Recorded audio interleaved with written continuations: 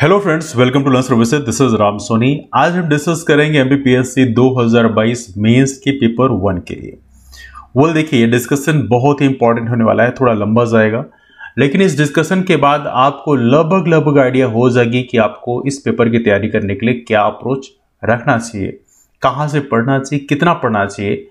Everything will be discussed over here. Discussion bilingual है, इसलिए आपको डिस्कशन में लगभग सारी चीजें समझ में आ जाएगी, चाहे आप किसी भी लैंग्वेज से बिलोंग करते हैं। तो आइए डिस्कशन की शुरुआत करते हैं। तो आज का डिस्कशन है हमारा एमपीपीएससी 2022 मेंस के पेपर 1 के पार्ट ए पोर्शन के लिए। पार्ट ए पोर्शन जो है हमारा इतिहास का है।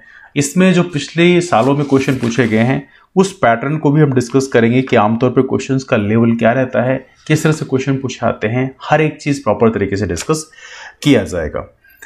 तो आइए डिस्कशन की शुरुआत करते हैं, बट उससे पहले एक महत्वपूर्ण चीज जानते हैं कि हमारा जो एमपीपीएससी मेंस होता है, देखिए एमपीपीएससी प्रीलिम्स क्वालिफाई करने के बाद में एमपीपीएससी मेंस होता है। उस एमपीपीएससी मेंस में कुल 6 पेपर होते हैं। अब इन 6 पेपर में देखा जाए तो पहला पेपर जो होता है वो जीएस पेपर 1 कहलाता है। इसमें 2 पार्ट होते हैं, इतिहास और भूगोल का पार्ट होता है मोस्टली। ये 3 घंटे का होता है, 300 नंबर का होता है। दूसरा पेपर होता है सामान्य अध्ययन 2, मतलब जीएस पेपर 2। ये राजनीति, अर्थशास्त्र और समाजशास्त्र से बना हुआ है। समाजशास्त्र का पोर्शन ये अभी बाद में ऐड किया गया है, और ये भी 3 घंटे का पेपर होता है, 300 नंबर का है। और तीसरा पेपर जो है वो जीएस पेपर 3 के रूप में जाना आता है। इसमें विज्ञान एवं तकनीक, मतलब साइंस एंड टेक्नोलॉजी का मेजर पोर्शन है, मतलब यही पोर्शन है। थोड़ा सा पोर्शन एप्टीट्यूड का भी है, मतलब जो मैथमेटिक्स आप जिसे बोलते हैं। ये 3 घंटे का पेपर है, 300 नंबर का। और चौथा पेपर है जीएस पेपर 4, जिसमें दर्शन शास्त्र है, मनोविज्ञान है, लोक प्रशासन है। मतलब उसमें 3 चीजें बेसिकली कवर की गई हैं। पब्लिक एडमिनिस्ट्रेशन की कुछ टर्मिनोलॉजी थोड़ी सी पढ़ना जरूरी होता है, बिकॉज यहाँ से क्वेश्चन जो पूछे जाते हैं उसमें थोड़ा सा आपको हल्की आइडिया होनी चाहिए, वो डिस्कस करेंगे हम बाद में। ये भी 3 घंटे का है और 200 नंबर का पेपर है। इसके बाद 5वां पेपर है सामान्य हिंदी एवं व्याकरण। अब ये तो हिंदी का ही पेपर है, तो ये हिंदी मीडियम में ही होगा, और ये 200 नंबर का होता है और 3 घंटे चलता है। और 6ठा पेपर है हिंदी निबंध एवं प्रारूप लेखन। प्रारूप लेखन इसमें थोड़ा इंपॉर्टेंट है, प्रैक्टिस करके जाना पड़ेगा, अदरवाइज लिखने में दिक्कत जाती है। तो निबंध और प्रारूप लेखन की बात करें, 2 घंटे का पेपर है और 100 नंबर का है। तो ये सारा का सारा यदि आप मिला दें तो कितने नंबर का हो गया आपका? ये हो गया आपका 1400 नंबर का। फिर 175 नंबर का इंटरव्यू है और 1575 नंबर ये टोटल हो गए आपके। इसमें जितने नंबर आपके आएंगे उसके हिसाब से आपका सिलेक्शन होगा, और उसके हिसाब से आपकी रैंक जैसी होगी उसके हिसाब से आपको सर्विसेज मिलेगी। आमतौर पर एसडीएम जो है वो टॉप सर्विस में काउंट किया जाता है, उसके बाद डीएसपी और बाकी सर्विसेज आती हैं। तो इस तरह से बेसिकली यहाँ पर चीज़ें काम करती हैं। अब यहाँ पे थोड़ा सा बहुत ज़्यादा तो मैं डिस्कस नहीं करूँगा। यदि आप इन जनरल पिछले साल के जो कैंडिडेट्स हैं उनके मार्क्स को देखेंगे तो आप देखेंगे कुछ कैंडिडेट्स ऐसे थे जिनके रिटर्न में अच्छे नंबर थे, इंटरव्यूज में कम थे। कुछ ऐसे थे जिनके रिटर्न में खराब नंबर थे, इंटरव्यूज में थोड़े अच्छे नंबर मिल गए, तो उससे बैलेंस हो गया। तो इन जनरल यदि मैं बात करूं कि आपको रिटर्न में 800 के आसपास यदि आप स्कोर करते हैं, कितने में? 1400 में, तो आपकी रिटर्न तो क्वालिफाई हो ही जाएगा। हालांकि रिटर्न तो कम नंबर पे क्वालिफाई करते हैं, 700 नंबर के आसपास भी क्वालिफाई हो जाता है, लेकिन 800 नंबर में आपका सिलेक्शन भी होगा, आपको सर्विसेज भी अच्छी मिलेंगी, मतलब आप प्रॉपर तरीके से एसडीएम भी बन सकते हैं, दैट्स अ पॉसिबिलिटी। तो 800 नंबर रिटर्न में आप टारगेट करो, और इंटरव्यूज में रफली टारगेट होना चाहिए आपका 130-140 के आसपास। यदि इस रेंज में आपके नंबर मिल जाते हैं 175 में, तो आपको मोस्ट प्रोबेबली एसडीएम की सर्विस मिल जाती है ना। तो ये बेसिकली हमारा थोड़ा सा इस बेसिक आइडिया रही है इसके बारे में। अब चले चलते हैं, हमारा आज का डिस्कशन होगा प्रथम प्रश्न पत्र पे, मतलब जीएस पेपर 1 को आज हम डिस्कस करेंगे। उसमें भी इतिहास का पार्ट डिस्कस करेंगे, भूगोल का पार्ट हम लोग अगले वीडियो में डिस्कस करेंगे, है ना। तो आइए डिस्कशन की शुरुआत करते हैं। ये दोनों ही लैंग्वेज में हम डिस्कस करने वाले हैं आज। स्टार्ट करने के पहले आपको बता दूं कि एमपीपीएससी मेंस का हमारा बैच कोर्स ऑलरेडी चल रहा है। उस बैच कोर्स की फीस रखी गई है 5500 रुपए। इतने प्राइस में आप हमारा एमपीपीएससी मेंस का बैच कोर्स ज्वाइन कर सकते हैं। अपार्ट फ्रॉम दैट ये जो फीस रहेगी वो 20 अगस्त तक रहेगी। इसके बाद ये फीस बढ़कर हो जाएगी 9000 रुपीज। आप 9000 रुपीज में बाद में एमपीएससी मेंस का बैच कोर्स हमारा ज्वाइन कर सकते हैं। इसके लिए कॉल कर सकते हैं, नंबर है 8826033084। इस नंबर पर कॉल करके आप इंफॉर्मेशन भी ले सकते हैं यदि आप एमपीएससी मेंस का बैच ज्वाइन करना चाहते हैं। तो आइए ज़्यादा डिस्कशन नहीं करते, सीधे आप टॉपिक में आते हैं। तो हमारा पेपर है पेपर 1 का पार्ट ए पोर्शन, चूंकि दोनों पार्ट अलग अलग हैं, 300 नंबर का है तो पार्ट ए पोर्शन जो है वो 150 नंबर का रहेगा, पार्ट बी पोर्शन 150 नंबर का रहेगा। तो पार्ट ए पोर्शन में हिस्ट्री का पोर्शन है, इसमें हमारा हिस्ट्री तो है, मतलब हिस्ट्री ऑफ इंडिया है, इसके साथ में मध्य प्रदेश का इतिहास भी है। मतलब जो लास्ट के 2 यूनिट हैं उससे मध्य प्रदेश के इतिहास को फोकस किया गया है, शुरू की जो 3 यूनिट हैं वो भारत के इतिहास को फोकस किया गया है। इसके बाद जो दूसरा पार्ट रहेगा पार्ट बी, जिसमें ज्योग्राफी का पोर्शन है, तो आज हम ज्योग्राफी के पोर्शन को डिस्कस नहीं करेंगे, आज का सारा डिस्कशन हमारा इतिहास के पोर्शन पे होगा। तो आइए डिस्कशन की शुरुआत करते हैं। अब तो यहाँ पे देखिए आप 5 यूनिट आपको मिलेंगी, आप देखेंगे यूनिट 1 है, यूनिट 2 है, यूनिट 3 है, यूनिट 4 है, यूनिट 5 है। अब इसमें आप यदि चीजों को समझने का प्रयास करें किस तरह से क्वेश्चन पूछे गए हैं, तो यूनिट 1 की यदि हम बात करें, ये पोर्शन है आपका एंशिएंट हिस्ट्री का, मतलब प्राचीन भारत का इतिहास। लिखा भी इसमें हड़प्पा सभ्यता से लेके 10वीं शताब्दी तक के पोर्शन को कवर किया गया है।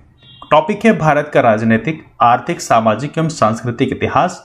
इंग्लिश में यदि हम बात करें तो लिखा है political, economic, social and cultural history of India, और ये हड़प्पन सिविलाइजेशन से लेकर 10th सेंचुरी एडी तक के पोर्शन को कवर किया गया है।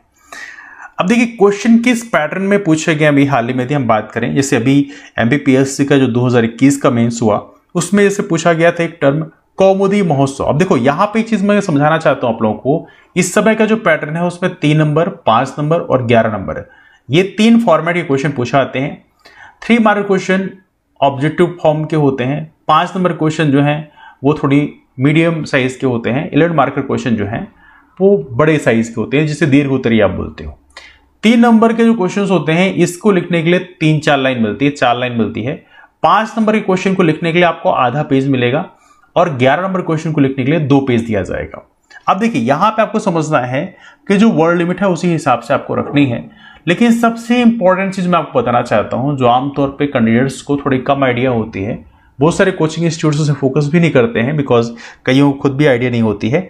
तो क्या होता है कि जो 3 मार्क क्वेश्चन में अधिकांश लोग फोकस करते हैं, देखो क्या होता है कि 3 मार्क क्वेश्चन में बहुत ज्यादा एफर्ट्स लगाने की जरूरत है नहीं, क्वेश्चन बनेगा तो बनेगा, नहीं बनेगा तो नहीं बनेगा। जैसे मान लीजिए आपसे पूछा गया कौमुदी महोत्सव के बारे में, और कौमुदी महोत्सव आपने कभी सुना ही नहीं, आपसे पूछा गया सूत्राध्यक्ष के बारे में, आपने इसके बारे में कभी सुना नहीं, आपसे पूछा गया 3 ऋण के बारे में, आपने कभी इसके बारे में सुना नहीं, आपसे पूछा गया स्रोत सूत्र के बारे में, आपने इसका नाम भी कभी नहीं सुना।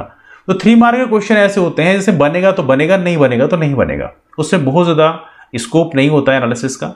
Second thing is that 3 mark question ऐसे होते हैं जिसमें यदि आपको पता है, जैसे मान लीजिए पूछा गया आपसे वृहत स्नानागार के बारे में, तो उसके बारे में आपको हर किसी को पता है कि अपना इंडस वैली सिविलाइजेशन का है, तो आप उसके बारे में 1-2 लाइन लिख ही लोगे, है ना, बस उतना ही लिखना है, बाकी बहुत ज्यादा स्पेस है नहीं। लेकिन जो 5 मार्कर क्वेश्चन होते हैं यहां पे इंपॉर्टेंस ये होता है कि आपने आंसर राइटिंग प्रैक्टिस करी है प्रॉपर तरीके से, तो एक बेहतर आंसर आप लिख पाओगे। देखो ऐसा नहीं होता है कि पेन उठाया और लिखना शुरू कर दिया तो आपको अच्छे नंबर मिल जाएंगे। जितने भी कैंडिडेट्स जो मेंस लिखने जाते हैं बाय डिफॉल्ट उनका नॉलेज बेस बढ़िया होता है। यदि मैं देखूं प्रीलिम्स से आपने क्वालिफाई किया है, मतलब ऑब्वियस बात आपके पास इतना बेसिक एवरेज नॉलेज है जितने से आप मेंस की कॉपी लिख सकते हो, उसमें अधिकांश क्वेश्चन आपके क्लच में होते हैं। लेकिन इंपॉर्टेंट ये होता है कि यदि जिसने आंसर राइटिंग प्रैक्टिस करी है प्रॉपर तरीके से वो बेहतर आंसर लिखेगा, उसको बेहतर नंबर मिलेंगे। ऐसे यदि हम बात करें आमतौर पर यदि बिना प्रैक्टिस के आप 11 मार्कर आंसर आप लिखो, जो भी नॉलेज आपके पास में थोड़ा बहुत उतने से, तो पॉसिबिलिटी हो सकता है आपको 3-4 नंबर ही मिले।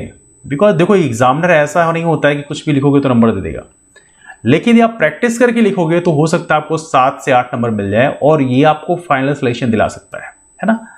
तो बेसिकली रियल देखा जाए तो प्रैक्टिस, अब 3 नंबर क्वेश्चन है, इसमें कितना देगा, 1.5 नंबर देगा, 2 नंबर देगा, दैट्स पॉसिबिलिटी। लेकिन 3 नंबर भी दे सकता है। लेकिन 11 मार्क क्वेश्चन है वो एनालिटिकल क्वेश्चंस होते हैं, वहां पर बिना प्रैक्टिस के आपको नंबर नहीं मिलेगा। 5 मार्क के क्वेश्चन भी थोड़ा सा एनालिसिस के होते हैं, वहां भी बिना प्रैक्टिस के आपको नंबर नहीं मिलेगा। तो मेन खेल जो है वो 5 मार्कर 11 मार्कर है, तो यहां पे आप थोड़ी ज्यादा ध्यान दो। दूसरी चीज मैं कहना चाहता हूं, 3 मार्क क्वेश्चन ऐसे होते हैं जो बनेगा तो बनेगा, नहीं बनेगा तो नहीं बनेगा। मतलब आप यदि पेपर देखने जाओ तो यदि आपने बहुत एक्स्ट्रा एफर्ट्स नहीं लगाए हैं तो पॉसिबिलिटी है कि आपसे 70% के आसपास क्वेश्चन 3 मार्कर बन रहे होते हैं, है ना। 3 मार्कर जो क्वेश्चन आते हैं उसमें 70% क्वेश्चन बन रहे होते हैं। 30% के बारे में मैं कह नहीं सकता, बिकॉज कई बार ऐसे टर्म्स पूछ ले आते हैं जिसके बारे में आपने कभी सुना ही नहीं होगा। जैसे मान लो यदि आपसे पूछा गया स्रोत सूत्र के बारे में, अब आपने बहुत ज्यादा पढ़ा नहीं है स्रोत सूत्र के बारे में, है ना, तो आप नहीं लिख पाओगे। ऐसा आपसे पूछा गया बेलाथल कल्चर के बारे में, अब बेलाथल कल्चर के बारे में यदि आपने नहीं सुना तो आप नहीं लिख पाओगे, है ना, समथिंग लाइक दैट। तो मैं ये कह रहा हूं कि मतलब इसमें कई सारे ऐसे टर्म्स पूछे आ सकते हैं जिनका नाम आपने कभी ना सुना हो, तो 30% क्वेश्चन ऐसे हो सकते हैं। लेकिन 5 मार्कर में ऐसा नहीं होता। 5 मार्कर में आमतौर पे देखा जाता है तो 80 से 90% क्वेश्चन जो है मोस्टली बन रहे होते हैं, मतलब कभी ना कभी उसके बारे में कुछ ना कुछ आपने सुन रखा है। मतलब ये क्वेश्चन यदि आप लिखना चाहो तो लिख डालोगे। 11 मार्क के जो क्वेश्चन होते हैं वहां पे रफली 100% क्वेश्चन, यदि मैं फिर भी बोलूं तो 90 to 100% क्वेश्चन जो हैं इनको आपने कभी ना कभी सुना होता है, मतलब उनके बारे में कुछ ना कुछ जानकारी होती है। यदि आपने प्रॉपर तरीके से आंसर राइटिंग करी है, जितना भी नॉलेज आपके पास में है उसको ही प्रॉपर तरीके से आप स्केल अप करके अच्छा तरीके से कीवर्ड्स जनरेट करके आप एक बेहतर आंसर लिख के अच्छे नंबर स्कोर कर सकते हो, है ना। तो मेन आंसर राइटिंग स्किल की जरूरत है वो 5 मार्कर और 11 मार्कर पे है, इस चीज को थोड़ी ध्यान रखिएगा। अब देखिए यहां पर हम लोग अब चलते हैं टॉपिक्स में, ये किस तरह से क्वेश्चन आमतौर पर एमपीएससी ने अभी हाल ही पूछे हैं। Let's discuss about this one. लेकिन आप इस चीज को विशेष ध्यान रखें कि आपको 5 मार्कर और 11 मार्कर जो क्वेश्चन हैं उसको लिखने की प्रैक्टिस एवरी सिंगल डे करनी है यदि आप सिलेक्शन को श्योर करना चाहते हो। मतलब ऐसा नहीं कि मतलब सिर्फ मेंस क्वालिफाई कर लो, यदि आप फाइनल सिलेक्शन लेना चाहते हो, अच्छे नंबर लाना चाहते हो, तो ये आप यदि अभी से 5 मार्कर और 11 मार्कर क्वेश्चन जो है एवरी सिंगल डे लिखने लग जाओ तो आपके सिलेक्शन के चांस अभी भी इंश्योर किया सकते हैं। मैं आपको इसलिए बोल रहा हूं बिकॉज हमारे प्लेटफॉर्म में बहुत सारे ऐसे कैंडिडेट्स हैं जिन्होंने पिछले कई बार से मेंस लिखा है, मतलब पिछले 1-2 बार से नहीं, मतलब कई बार से मेंस लिखा है, उनको हमने फॉलो किया है, उनकी पूरा डेली रूटीन हमें पता है and we know that how they are working, है ना। तो इसलिए मैं कह रहा हूं यदि आप डिफरेंस क्रिएट करना चाहते हो तो आंसर राइटिंग यदि आप करोगे तो डिफरेंस क्रिएट हो जाएगा, बिकॉज अधिकांश लोग आंसर राइटिंग नहीं कर रहे हैं। चलिए फोकस करते हैं क्वेश्चन किस तरह से पूछे गए हैं। तो पहले फोकस करते हैं भारतीय इतिहास का जो एंशिएंट पार्ट है, जिसमें हड़प्पा सभ्यता से लेके 10वीं शताब्दी तक का पोर्शन कवर किया गया है। इसमें बोला गया हड़प्पन सिविलाइजेशन से 10th सेंचुरी तक का पोर्शन आपके यूनिट 1 में है। अब देखो पहले यहाँ पे 3 मार्कर डिस्कस कर लेते हैं कि 3 मार्कर में किस तरह से क्वेश्चन पूछे गए हैं। यदि आप 2021 के पेपर की बात करो तो यहां पूछा गया था कौमुदी महोत्सव के बारे में। देखो कौमुदी महोत्सव क्या है इसको पहले समझ लेते हैं, थोड़ा सा ज्यादा डिस्कस तो नहीं करूंगा बिकॉज काफी लंबा हो जाएगा फिर वीडियो। कौमुदी महोत्सव बेसिकली शरद पूर्णिमा के समय इसको मनाया जाता है और ये बेसिकली एक एकांकी है जिसको लिखा था डॉक्टर राम कुमार वर्मा ने। अब देखिए यहां पर जो एकांकी है उसका जो मेन थीम क्या था, थीम ये था कि यहां पर एक कुसुमपुर जगह है, कुसुमपुर एक एम्पायर था, उस पे बेसिकली कहानी का सारा चित्रण किया गया है, जिसमें चंद्रगुप्त जो हैं कहानी के मेन रोल निभाते हैं। उसके बाद कई सारे और कैरेक्टर हैं, जैसे यहाँ पे चाणक्य हो गए जो उनके गुरु थे और साथ में उनके प्रधानमंत्री भी थे, वाशुगुप्त थे जो कि उस समय समाहर्ता के रूप में थे, इसके अलावा यशोवर्मन थे, पुष्पदत्त थे, एक अलका नाम की राजनर्तकी भी थी। तो ये सारे कैरेक्टर वहां प्रॉपर तरीके से दिखाए गए हैं, प्रॉपर एक स्टोरी है। तो स्टोरी का जो मेन फोकस है वो कुसुमपुर वो एम्पायर है जिस पे स्टोरी लिखी गई है और लिखा है आपके डॉक्टर राम कुमार वर्मा साहब ने। मतलब कुसुमपुर पे ये स्टोरी लिखी गई है। हालांकि चंद्रगुप्त ने कुसुमपुर की विजय के बाद में इस कौमुदी महोत्सव के आयोजन किया था बेसिकली, इसलिए कौमुदी महोत्सव इंपॉर्टेंट है और ये लिखा गया है डॉक्टर राम कुमार वर्मा के द्वारा। अब इसमें 3 मार्कर है तो यहां पे 1-2 लाइन लिखोगे मैक्सिमम। इसके अलावा कुछ क्वेश्चन ऐसे जो आसान है, जैसे सूत्राध्यक्ष की बात करें, एक क्वेश्चन पूछा गया था सूत्राध्यक्ष के बारे में। देखिए सूत्राध्यक्ष की बात करें तो ये टर्म तो आप लोगों ने खूब सुना होगा। मौर्यन प्रशासन में अलग अलग डिपार्टमेंट के हेड को बेसिकली अध्यक्ष के रूप में बनाया था। जैसे सूत्राध्यक्ष की बात करें तो ये टेक्सटाइल डिपार्टमेंट का जो हेड था उनको सूत्राध्यक्ष बनाया गया, जो कि बेसिकली कातना और बुनना, कताई और बुनाई का जो डिपार्टमेंट है उसमें रखा गया था, तो सूत्राध्यक्ष उसके हेड थे। इसके अलावा एक क्वेश्चन पूछा गया था आपसे 5 मार्कर में ग्रेट बाथ के बारे में, बृहत स्नानागार के बारे में। अब देखो बृहत स्नानागार ये काफी इंपॉर्टेंट है, ग्रेट बाथ। तो इसके बारे में आपको लगभग आइडिया है कि बेसिकली ये इंडस वैली सिविलाइजेशन का है। थोड़ा सा यदि आप उसको साइज आपको पता है तो फिर काफी अच्छा हो जाएगा। तो देखिए 5 मार्कर क्वेश्चन जो हैं वो इन जनरल आपने सुन रखा है। जैसे 3 मार्कर के मैं 1-2 क्वेश्चन और बताऊं। जैसे एक क्वेश्चन पूछा गया था आपसे कोट डीजी के बारे में। कोट डीजी क्या है? कोट डीजी बेसिकली सिंध की एक हमारा जो इंडस वैली सिविलाइजेशन है उसका एक महत्वपूर्ण साइट थी जो कि सिंध क्षेत्र में थी, जो है आपको पाकिस्तान में है। एक क्वेश्चन पूछा गया था आपसे 3 मार्कर में स्रोत सूत्र के बारे में। स्रोत सूत्र के बारे में। अब देखो स्रोत सूत्र ये टर्म आपने थोड़ी कम ही सुना होगा। बेसिकली एक वैदिक कर्मकांड का ये कल्प विधान है जो लेटर वैदिक पीरियड में इसको इस्तेमाल किया गया था, स्रोत सूत्र। एक और टर्म पूछा गया था अमित्र घात। अमित्र घात ये टर्म सुना होगा आप लोगों ने, अमित्र घात। ये भी 3 नंबर का क्वेश्चन है। अमित्र घात की बात करें, बिंदुसार को बुलाया जाता है जो कि स्लेयर ऑफ एनिमी होते हैं, है ना, ग्रीक नेम है वैसे अमित्र घात। इसके अलावा इस तरह से क्वेश्चन आमतौर पे 3 मार्कर में पूछे गए थे। तो आप आई एम श्योर आप समझ रहे होंगे कि थोड़ा 3 मार्कर में जो टर्म्स मिल रहे हैं वो डिफिकल्ट मिल रहे हैं। जैसे एक पूछा गया था आपसे मिताथल के बारे में। इस बारे में मिताथल के बारे में। मिताथल क्या है? ये एक इंडस वैली साइट है जो कि हरियाणा में है। इसके बारे में आपने कम ही सुना होगा। हरियाणा की जो बाकी इंडस वैली साइट्स जैसे राखीगढ़ी का नाम सुना होगा आप लोगों ने, बनवाली का नाम सुना होगा आपने, दैट्स पॉसिबिलिटी। लेकिन मिताथल के बारे में कम सुना होगा। तो ये क्वेश्चन पूछा गया था। एक और क्वेश्चन पूछा गया 3 मार्कर में जो काफी इंटरेस्टिंग था, उसका नाम था ऋग्वैदिक पंचवृष्णि। ऋग्वैदिक पंचवृषि, पंचवृष।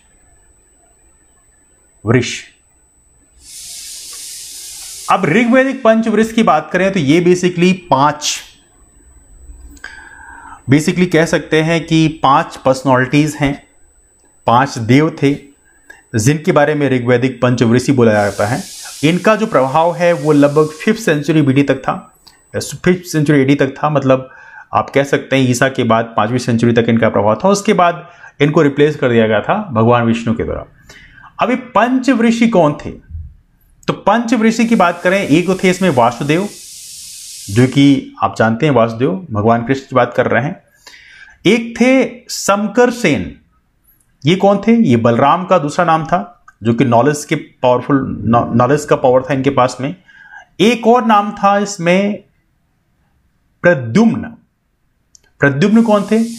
प्रद्युम्न के पास फीमेल पावर था जो कि भगवान कृष्ण और रुक्मिणी के पुत्र थे। और प्रद्युम्न की बात करें तो ये बेसिकली इनकारनेशन ही बोलते हैं इनको, कामदेव के। और एक नाम है Samba. Samba basically mail power रखते थे। हालांकि सांबा के बारे में कई सारी नेगेटिव चीजें बोली जाती हैं कि इनके कारण ही जो यदु डायनास्टी है वो उसका एंड हुआ।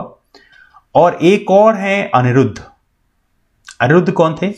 ये बेसिकली देखा जाए तो जो प्रद्युम्न है और रुक्मवती उनके बेटे हैं अनिरुद्ध।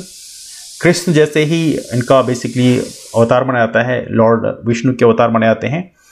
और देखा जाए तो ये अनिरुद्ध हैं। ये 5 मिलकर बनते हैं पंचवृषि, है ना, ऋग्वैदिक पंचवृषि। तो ये क्वेश्चन एग्जाम पूछा गया था। तो ये प्रकार से आप देखो कि वैदिक काल से जो क्वेश्चन पूछे गए थे थोड़ा सा डिफिकल्ट टर्म्स पूछे गए हैं जो आमतौर पे किताबों में कम मिलते हैं। तो ये चीजें थोड़ा ध्यान रखेंगे। और एक टर्म और पूछा गया था यहां पे दौवारिक के बारे में। अब देखिए दौवारिक ये भी 3 नंबर क्वेश्चन पूछा गया। दौवारिक क्या होता है समझिएगा। बेसिकली हालांकि ये क्वेश्चन कई बार और पूछा गया है, जैसे जो हमारा मॉडर्न एडमिनिस्ट्रेशन है, मॉडर्न प्रशासन है, उसमें बेसिकली तीर्थ हुआ करते थे। तीर्थ क्या होता है? जो उच्च पदाधिकारी हैं उनको बोलते थे तीर्थ। तो 18 तीर्थ होते थे। अब उस 18 तीर्थ में दौवारिक भी एक उच्च पदाधिकारी मतलब तीर्थ हुआ करता था। तो अर्थशास्त्र जो कौटिल्य की अर्थशास्त्र है वहां पे 18 तीर्थों के बारे में लेख प्रॉपर तरीके से लिखा मिलता है। हालांकि ये क्वेश्चन भी 3 मार्कर में पूछा गया है 2019 में मेंस में कि मौर्य प्रशासन में जो तीर्थ है उसके बारे में आप लिखिए। तो वही चीज है बेसिकली दौवारिक। उसमें एक विशेष तीर्थ है जो कि बेसिकली उसका काम होता है कि राजमहलों की देखरेख करने वाला जो प्रधान अधिकारी होता है उसे बोलते हैं दौवारिक, है ना। अभिधर्म में पिटाक के बारे में पूछ लिया गया, मतलब पिटाक्स के बारे में पूछा गया है ना। ऐसे क्वेश्चन पूछे गए हैं आमतौर पर, मतलब जो थोड़ी सी कुछ टर्म्स मुश्किल थे। जैसे एक पूछा गया था ऋग्वैदिक पंचजन के बारे में। ऋग्वैदिक पंचजन। अब पंचजन, ऋग्वैदिक पंचजन क्या है? आपको याद होगा यदि आपने पढ़ा होगा 10 राजन युद्ध के बारे में, जो कि सुदास जो कि भारत किंग थे त्रित्सु के। और इसके अलावा जो कन्फेडरेसी है 10 ट्राइब्स की, जिसमें पुरु हैं, यदु हैं, है ना, तुर्वश हैं, अनु हैं, है ना, ध्रुव हैं। तो ये बेसिकली ये जो 5 हैं, पुरु, यदु, तुर्वश, अनु और द्रुह्य, ये आर्यन ट्राइब है और ये 5 को मिलाकर होता था पंचजन, इसे बोलते थे पंचजन। और 5 और नॉन आर्यन ट्राइब थी, है ना, जिसमें पख्ता था, भलानस था, है ना, शिव थे, विषणी थे। तो ये बेसिकली कुछ नॉन आर्यन ट्राइब थी। तो ये 10 मिला के 5 Aryan tribe, 5 non Aryan tribe, ये 10 मिला के हुए थी, कन्फेडरेसी बनी थी 10 ट्राइब्स की, है ना। और इसके अगेंस्ट में सुदास थे जो कि भारत किंग थे त्रित्सु के। तो उनके बीच में युद्ध हुआ था। हालांकि बाद में भारत की विजय हुई थी, भारत जो है दे हैड बीन विक्टोरियस, है ना। और युद्ध भी काफी इंपॉर्टेंट है। ये जो परुसनी जो नदी है उसके किनारे बेसिकली युद्ध हुआ था। तो ये है ऋग्वैदिक पंचजन। तो ये टर्म्स थोड़ा सा आपने शायद उस पर कम सुना हो। एक क्वेश्चन और पूछा गया था वासुबंधु के बारे में। वासुबंधु, ये वासुबंधु कौन थे? ये बेसिकली महायान जो हमारा बुद्धिस्ट सेक्ट था उसके बेसिकली ये मॉन्क थे, बौद्ध भिक्षु थे, जो कि बेसिकली गांधारा क्षेत्र से बिलोंग करते थे। इन्होंने एक बेसिकली अभिधम्म पे बेसिकली उन्होंने प्रॉपर तरीके से एक कमेंट्री लिखी है, जो कि तिब्बत और जो ईस्टर्न एशिया क्षेत्र है, ईस्टर्न एशिया का मतलब ये है कि जो हमारा ईस्ट एशिया है वहाँ पर बेसिकली इसको प्रैक्टिस किया जाता है। और इवेंटली जो योगाकारा है स्कूल है उसके बेसिकली फाउंडरी बनाते हैं वासुबंधु। तो इस तरह से क्वेश्चन आमतौर पर पीएससी में पूछे गए हैं। तीर्थ के बारे में पूछा गया है, मॉडर्न पीरियड के तीर्थ के बारे में पूछा गया। तो इस तरह से आमतौर पर 3 मार्कर में पूछे गए हैं। मतलब आप देखोगे कि 3 मार्क के क्वेश्चन जो है वो थोड़ा सा डिफिकल्ट फॉर्मेट के क्वेश्चन आपको देखने के लिए मिलेंगे। लेकिन 5 मार्कर में ऐसा नहीं है। अब मैं 5 मार्कर भी डिस्कस आप लोगों से करूंगा। 5 मार्क के क्वेश्चन में उतनी डिफिकल्टी आपको देखने के लिए नहीं मिलेगी। 5 मार्क क्वेश्चन यूजुअली थोड़ा सा लाइट लेवल के हैं, इसलिए मैं कह रहा हूं 3 मार्क क्वेश्चन में आपको कंटेंट तो पढ़ना पड़ेगा, लेकिन 5 मार्कर में यह है कि आपको प्रैक्टिस करना जरूरी है। आप यदि राइटिंग प्रैक्टिस आपने अच्छे से किया है तो आप 5 मार्कर अच्छे से आप लिख सकते हो। चलिए 5 मार्क कुछ डिस्कस कर लेते हैं। तो 5 मार्क क्वेश्चन में जैसे पूछा गया था, बेसिकली अभी हाल ही में जो एग्जाम हुआ था मेंस वाला, उसे पूछा गया था ग्रेट बाथ के बारे में, वृहत स्नानागार के बारे में। तो ग्रेट बाथ तो आप लोगों ने सुन रखा है, इसमें कुछ तो लिख ही लोगे। इसके अलावा एक पूछा गया 3 ऋण के बारे में, 3 ऋणास। आप लोगों ने सुना होगा 3 ऋण, देव ऋण, ऋषि ऋण और पितृ ऋण। ये 3 ऋण होते थे और शतपथ जो ब्राह्मण है उसमें प्रॉपर तरीके से बारे में लिखा हुआ है 3 ऋण के बारे में। तो इस तरह से क्वेश्चन पूछे गए थे। इसके अलावा कुछ क्वेश्चन एक पूछा गया था ऋग्वैदिक पीरियड में जो पॉलिटिकल ऑर्गेनाइजेशंस थे वो किस तरह थे, है ना, राजनीतिक जो संगठन है वो किस तरह से काम करते थे। एक और पूछा गया था अशोक के धम्म के बारे में पूछा गया था। हालांकि ये 11 मार्क में पूछा गया था अशोक के धम्म के बारे में और जो ऋग्वैदिक पीरियड के पॉलिटिकल ऑर्गेनाइजेशन के बारे में। लेकिन आप देखें क्वेश्चन जो है थोड़ा सा आपके क्लच में है। 5 मार्कर में एक क्वेश्चन पूछा गया था सन 2020 के मेंस से पूछा गया था। उससे पूछा गया था बलाथल कल्चर के बारे में। क्या बलाथल कल्चर बेसिकली इसको बोलते हैं, बेसिकली ये वैसे देखा जाए तो हड़प्पन सिविलाइजेशन के लगभग कंटेम्प्रेरी है। और ये बेसिकली जिस क्षेत्र की बात करें वो बेसिकली है उदयपुर के आसपास का रीजन, है ना, उदयपुर के आसपास का रीजन है। अलग कल्चर था ये थोड़ा। यहां पे जो लोग रहते थे उनको बोलते थे अहर। क्या बोलते थे? अहर। तो अहर बनास कल्चर इसे बोलते हैं। तो मेवाड़ के आसपास का क्षेत्र यदि आप कहना चाहो तो वहां पे फर्स्ट फॉर्मर जो हैं वो बलाथल कल्चर के लोग ही माने आते हैं। तो ऐसा बेसिकली यहाँ पे धारणा है। तो ये लगभग आज से 4500 वर्ष पूर्व की ये बेसिकली कल्चर है, बलाथल कल्चर, जो कि बेसिकली उदयपुर के क्षेत्र में है। एक क्वेश्चन पूछा गया था एंशिएंट इंडियन साइंटिफिक लिटरेचर के बारे में। 5 मार्कर में पूछा गया था एंशिएंट इंडियन साइंटिफिक लिटरेचर के बारे में। प्राचीन भारत का जो लिटरेचर है उसके बारे में पूछा गया। अब जैसे देखो इसमें बहुत सारे लिटरेचर है, जैसे चरक संहिता है, सुश्रुत संहिता है, आर्यभट्टिया है, इन सभी के बारे में आप लिख सकते हो। तो 5 मार्क के क्वेश्चन जो है आप देखोगे बिल्कुल आमतौर पे बहुत डिफिकल्ट नहीं पूछे गए हैं। 5 मार्कर में 2019 का जो स्पेशल का मेंस हुआ था उसमें भी कुछ 5 मार्कर पूछे गए थे। जैसे कि यदि मैं 1-2 का एग्जांपल दूं, जैसे इंडस वैली सिविलाइजेशन का जो रिलीजियस लाइफ है उसके बारे में पूछा गया था। इसके अलावा टेम्पल आर्किटेक्चर जो है साउथ इंडिया का, उसका डेवलपमेंट कैसे हुआ है इसके बारे में पूछा गया है। तो टेम्पल आर्किटेक्चर की हम बात करें तो आपको पता होना चाहिए हमारे देश में जैसे उत्तर में नागर शैली है, साउथ में द्रविड़न शैली है और बीच में वेसर शैली है। मतलब नर्मदा और बेसिकली कृष्णा के बीच का जो क्षेत्र है वहां पर आपको वेसर शैली मिलती है, जिसमें नागर और द्रविड़न शैली दोनों का मिक्सचर मिलता है। लेकिन साउथ इंडिया की जब बात करें वहां पर द्रविड़न शैली मिलती है। तो साउथ इंडिया में टेम्पल आर्किटेक्चर कैसे डेवलप हुआ इसके बारे में पूछा गया है। यदि आपको द्रविड़न शैली के बारे में हल्का पता है तो उसको आप थोड़ा सा एक्सपांड करके लिख सकते हो, है ना। तो इस तरह से क्वेश्चन पूछे गए हैं। इसके अलावा कुछ क्वेश्चन और भी 5 मार्कर में है जो थोड़ा सा इंटरेस्टिंग है।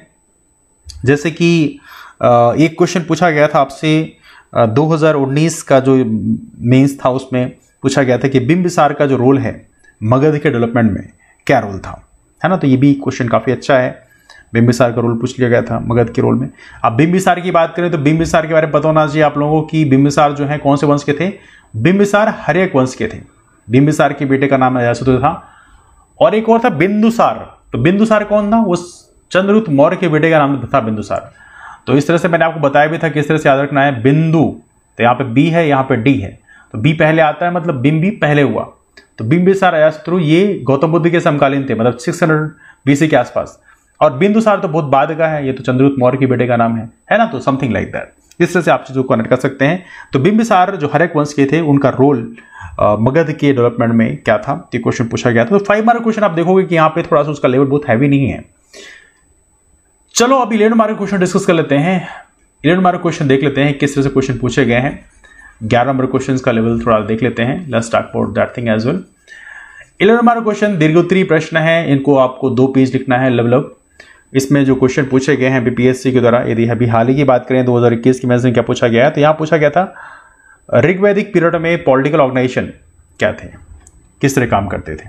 ठीक, तो ये पूछा गया था, that was quite important one. तो ये आपका वैदिक पीरियड के बारे में पूछ लिया गया, मतलब वैदिक पीरियड से सीधा क्वेश्चन पूछा गया है। इसके अलावा अशोक के धम्म के बारे में पूछा गया है ना। अशोक के धम्म के बारे में पूछा गया है, और धम्म के बारे में तो आप लोगों ने खूब पढ़ा होगा, तो इसके बारे में तो लिखा जा सकता है ना। धम्म में क्या क्या चीजें शामिल थी, तो सारी चीजें हैं। इसके अलावा यहां पर कुछ क्वेश्चन येलो मार्कर में और ही पूछे गए हैं। जैसे 2020 का जो मेंस था उसमें पूछा गया था बेसिकली कि इंडस वैली सिविलाइजेशन एक अर्बन सिविलाइजेशन थी। इसके बारे में आपको लिखना है कि इंडस वैली सिविलाइजेशन जो सिंधु घाटी सभ्यता है ये एक शहरी सभ्यता थी। तो इसी को आपको एलेबोरेट करना है, जस्टिफाई करना है कैसे ये शहरी सभ्यता इसको कहा जा सकता है। एक और पूछा गया था गुप्त पीरियड से, पूछा गया था आपसे क्वेश्चन गुप्त पीरियड से कि development of art and architecture, है ना। आर्ट और आर्किटेक्चर का डेवलपमेंट गुप्त पीरियड में कैसे हुआ उसके बारे में आपको लिखना है। ये क्वेश्चन आपका 11 मार्क में पूछा गया था। तो 11 मार्क क्वेश्चन जो है थोड़ा सा बड़े साइज के क्वेश्चन पूछा जाते हैं, तो आमतौर पर हल्का एनालिसिस जो है आपको करनी होती है प्रॉपर तरीके से। ऐसे एक क्वेश्चन पूछा गया था हड़प्पन टाउन की बात करें, Harappan town planning, Harappan town की जो प्लानिंग है उससे पूछा गया था, लेकिन कॉन्टेक्स्ट दिया हुआ था कि वाटर मैनेजमेंट और सैनिटेशन के बारे में आपको बोलना है। अब देखो हड़प्पन सिविलाइजेशन में जो वाटर मैनेजमेंट है, पानी का प्रबंधन कैसे होता है और सैनिटेशन का प्रबंधन कैसे होता है, इसके लिए हम बात करें तो पता होना चाहिए आप लोगों को पानी के प्रबंधन के लिए वहां पर प्रॉपर तरीके से नालियां बनाई गई थी। नालियां भी ऑर्गेनाइज्ड फॉर्म में थी, ऐसा नहीं कहीं भी नाली खोद दी गई, प्रॉपर ऑर्गेनाइज्ड नाली थी। तो नालियों का सिस्टम प्रॉपर तरीके से बनाया गया था। तो ये चीजें प्रॉपर तरीके से आपको डिस्कस करना था। सैनिटेशन के लिए प्रॉपर तरीके डिस्कस करना, तो इस तरह से आप बता सकते हैं चीजों को थोड़ा सा कनेक्ट करके। तो ये है आपका हड़प्पन सिविलाइजेशन से क्वेश्चन पूछा गया। थोड़ा सा कीवर्ड्स जनरेट करने पड़ेंगे, डिफरेंट एस्पेक्ट्स में चीज़ों को लिखनी पड़ेगी, तब जाकर आपका आंसर बड़ा हो पाएगा। बिकॉज ऑब्वियस बात है कंटेंट थोड़ी कम होता है, लेकिन यदि 4-6 एस्पेक्ट में आप चीज़ों का एनालिसिस कर लो तो लिख सकते हो। जैसे 3 मार्कर की यदि हम बात करो तो यहाँ पे तो 1-2 लाइन आपने लिख दिया। 5 मार्कर में होता है कि आपने हल्का सा डिफाइन कर दिया पहले, उसके बारे में थोड़ा सा लिख दिया।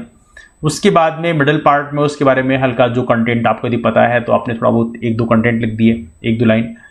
और इसके बाद जो लास्ट कंक्लूडिंग रिमार्क है तो उसमें क्या लिखेंगे आप, उसके बारे में कोई न्यूज़ इन्फॉर्मेशन आपके पास में। अब हिस्ट्री में तो कोई बड़ी इन्फॉर्मेशन होती नहीं है, लेकिन यदि कोई भी आपको स्पेशल इन्फॉर्मेशन लगती है कि हाँ लास्ट में कंक्लूड लिखा सकता है इसको लास्ट में, तो अच्छी बात होती है। 11 मार्क क्वेश्चन का पैटर्न अलग होता है थोड़ा सा। 11 मार्कर में क्या होता है, आपको इंट्रोडक्टरी प्रॉपर तरीके से लिखना होता है। वो लगभग 1/3 पेज में आपको इंट्रोडक्टरी लाइन लिखनी होती है। इसके बाद आपको प्रयास करना होता है कि उस टॉपिक के जो भी क्वेश्चन पूछा गया उसमें 3-4 एस्पेक्ट क्रिएट करो। तो कम से कम 4 एस्पेक्ट यदि आप क्रिएट करते हो तो 2 एस्पेक्ट आपने 2 पैराग्राफ पहले पेज में लिख दिया और 2 पैराग्राफ आपने दूसरे पेज में लिख दिया, 2 एस्पेक्ट वहां लिख दिया आपने, और लास्ट में कंक्लूडिंग रिमार्क में आपने समराइज कर दिया सभी को प्रॉपर तरीके से। आपके पास कोई रिसेंट इन्फॉर्मेशन है उसको भी आप कोट कर सकते हो, है ना, इस तरह से आप चीजों को लिख सकते हो। नाउ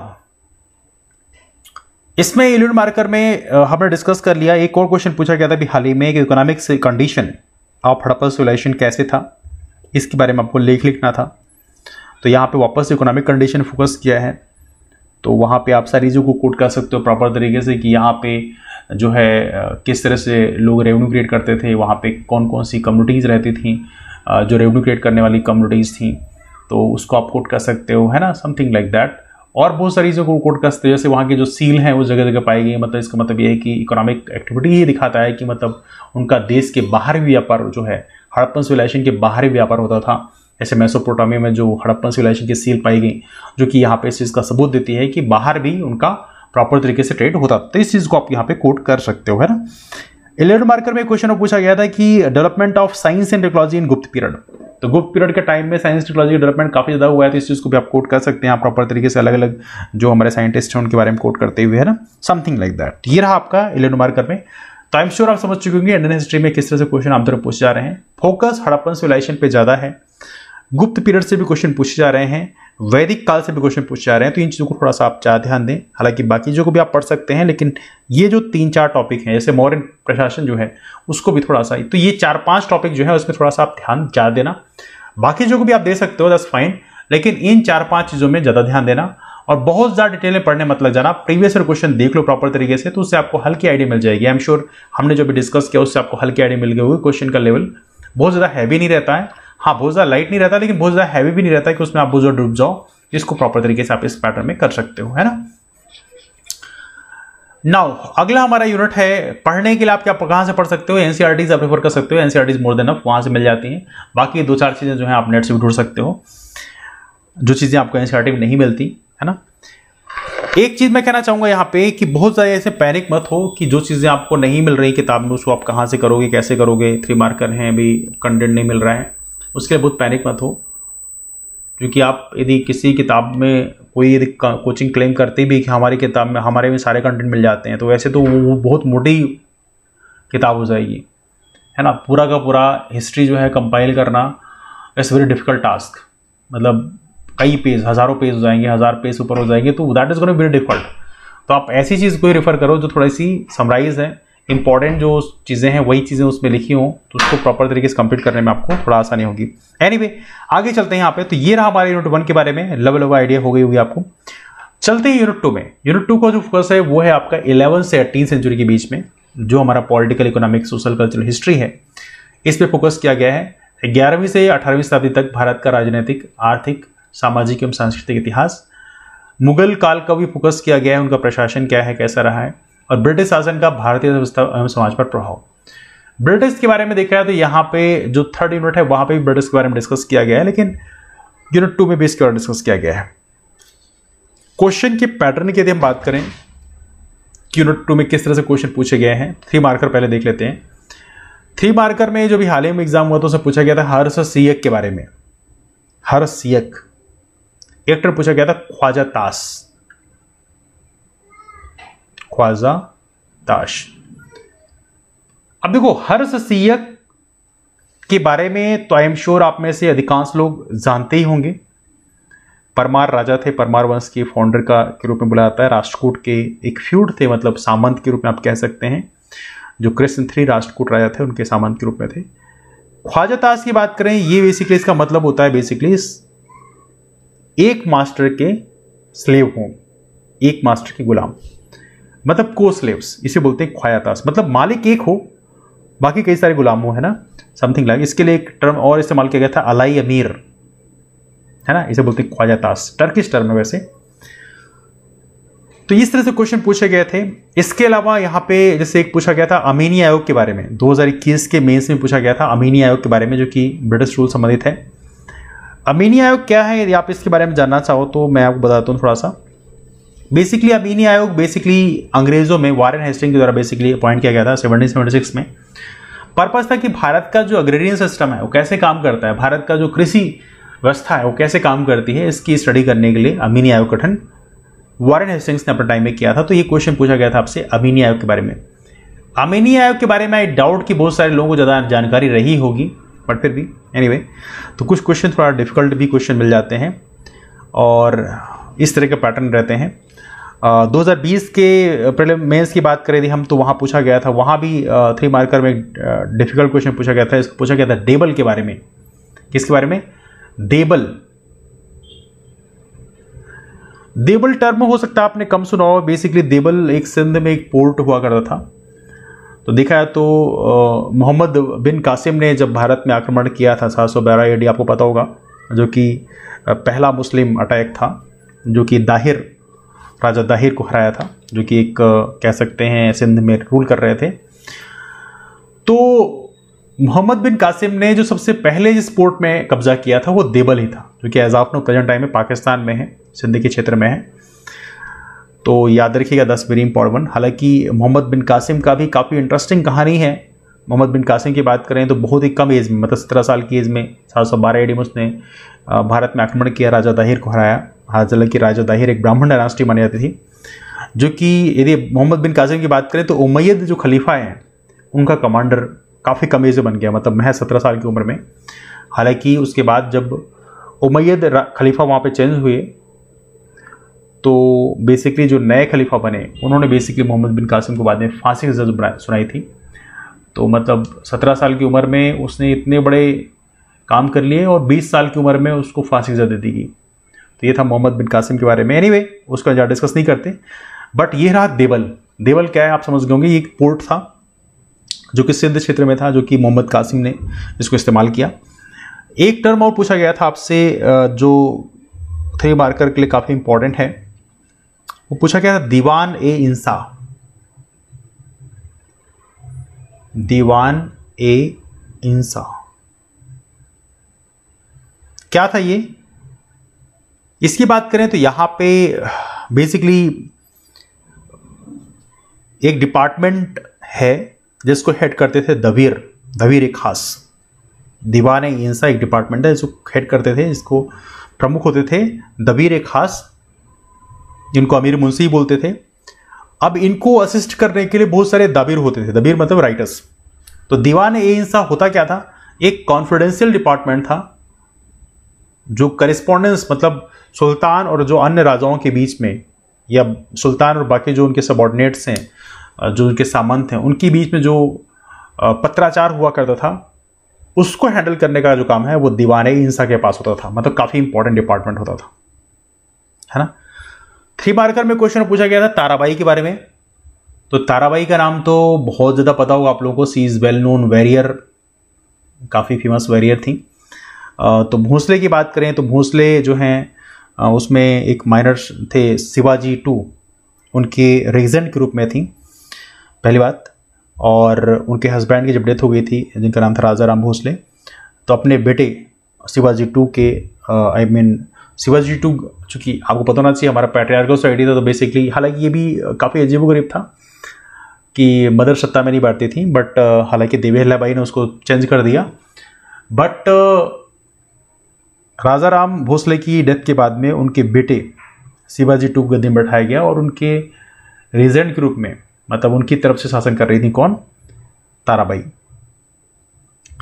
तो ताराबाई का नाम इसलिए इंपॉर्टेंट है बिकॉज जो मुगल का रेजिस्टेंस था उस समय, उसको हैंडल करने में काफ़ी महत्वपूर्ण रोल प्ले किया था ताराबाई ने। That's why she was called as a well known warrior.